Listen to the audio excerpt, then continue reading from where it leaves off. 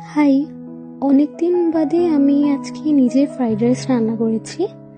আর সেটা আমি গোপাল ভাঁড় দেখতে দেখতে এনজয় করেছি। যদিও ফ্রাইড রাইসের অধিকাংশ ভাগই আমার হাজবেন্ড খেয়েছে, আমি খেতে পারিনি বিকজ সে এটা খুব পছন্দ করে খেতে, তাই